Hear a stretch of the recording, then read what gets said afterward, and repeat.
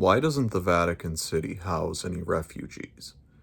I mean, I realize it's a small country, small geographic area, but at the same time, they do have room to house some people. There are a lot of people in really desperate situations all over the world, and they could be housed in the Vatican. There is room. Lives could be saved. And, I think it really speaks to the character of the Catholic leadership, the worldwide Roman Catholic leadership, that they will not have anyone there who really needs their help. And I know they would say, the Pope and the other Catholic leaders, they would say that, well, we give all this money, we fund all these charities, we can pass the buck and not take care of anyone ourselves. But you can do both.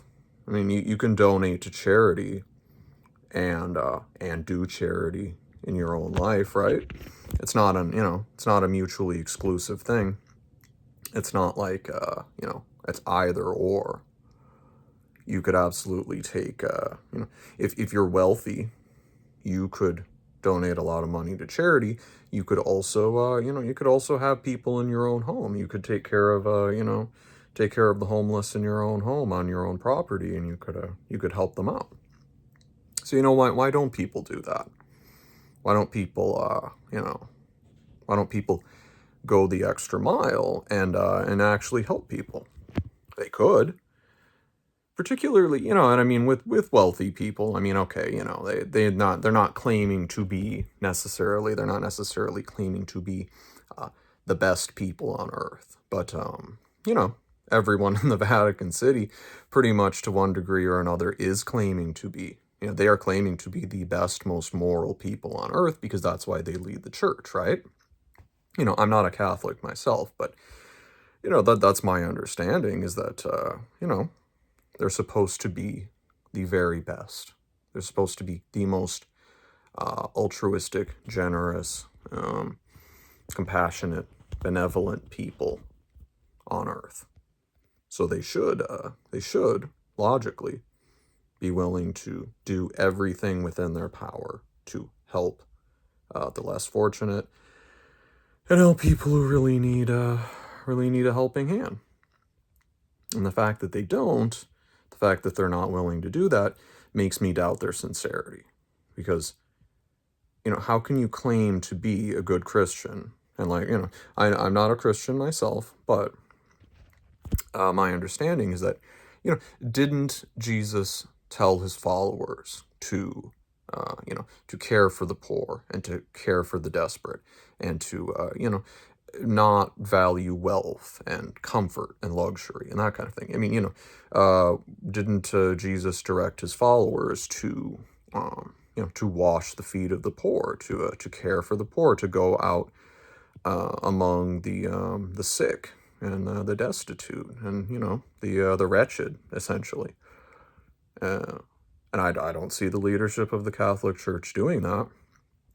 I don't see them inviting any refugees from any of the war-torn, genocidal hellscapes presently on Earth. I don't see the Catholic leadership inviting anyone in to stay with them in the palatial, luxurious Vatican City. Well, why not? I mean, and obviously, they would say, oh, well, we can't because, tradition forbids it and that kind of thing. But, what would Jesus say about that? Would Jesus agree with that line of reasoning? Would Jesus say, oh, yeah, you're right. Tradition is more important than saving people from death, right? Tradition is more important than saving people from damnation. I don't think so. I mean, if you are a Christian and you believe in the divinity of Jesus, then I think it's just rank hypocrisy, isn't it, to to not do everything in your power to help those less fortunate and to care for the poor and to help your fellow man. I mean, that, that's supposedly the whole basis of Christian theology, right? Uh, and, I think you have to look at the Catholic Church and ask, well, why don't they live up to that standard? Why doesn't the Vatican City house any refugees, house any immigrants who need help? I realize it's a small place, relatively speaking. It's just a little section of Rome, but at the same time, they could house a few hundred people. They could, maybe even 1,000, maybe more. I mean, you could sacrifice a little bit of space, a little bit of luxury, and make some barracks in there, and you could, some dormitories. You could house people in there, but they don't, and it's because I think they don't want to deal with it. I think the Pope, and I think the cardinals, and I think the bishops, and whoever, I think they value their privacy and their comfort and their luxury a lot more than they value living up to their own professed moral code, which is kind of insane and terrifying, isn't it? I mean, if you believe that moral code, if you believe that theology, that religious doctrine is the path to salvation, and if you believe that if you stray from that, then you'll never reach paradise, you'll never achieve salvation and any kind of heavenly immortality, then, how can you possibly contradict such a thing? If you sincerely believe that, how can you possibly not live up to that standard? At least make the most sincere effort possible.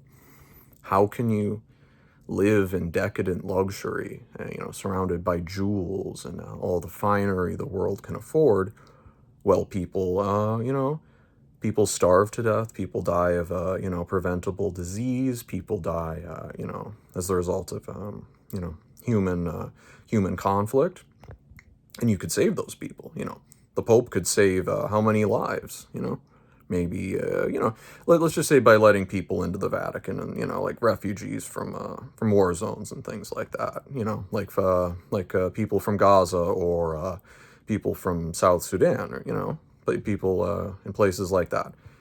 I think the Vatican City could house, I'm just going to like spitball 1,500. I think they could, at the bare minimum, cram 1,500 people in there. I think they could do it.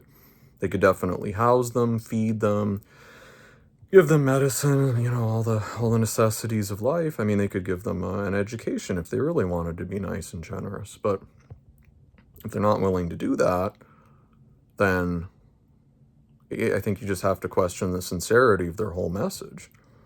And I'm not trying to be cruel to, I'm not trying to disrespect Catholics or Christians or anything.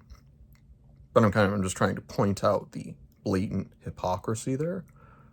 Why can't they, because if you don't act, right, if you could feed a starving man, and, it'd be no inconvenience to you, or a very mild inconvenience, and then you choose not to feed him, and then he dies of starvation, aren't you on some level responsible for that death? I mean, don't you, maybe not directly, but isn't there some moral responsibility there? Isn't there some degree of, of culpability?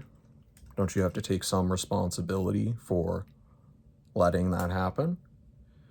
And, and so, I mean, why don't they just change their tactics and do what the Bible compels them to do? Why doesn't the Pope just invite some refugees into the Vatican City and care for them and wash their feet and, and love them sincerely as a Christian should? Why doesn't he do that? Why can't he do that? What is stopping him? What's the real reason? What's really stopping him? I mean, is it just a desire for comfort? Is it selfishness? Is it, maybe he just hasn't thought of these contradictions, maybe it's, maybe he's blind to them. Maybe he's blind to these contradictions and these hypocrisies. I mean, could it be that? Maybe no one's had the guts to tell it to him. Maybe someone needs to tell it to his face. I'm not in a position to do that, but maybe someone else could. Maybe some people in the Catholic Church could do this. Does anyone know someone, in a position to speak to the Pope? It might be helpful. We could save potentially a couple of thousand lives, if not more. And all it would take is sacrificing the comfort and the superficial peacefulness of some very rich, powerful men.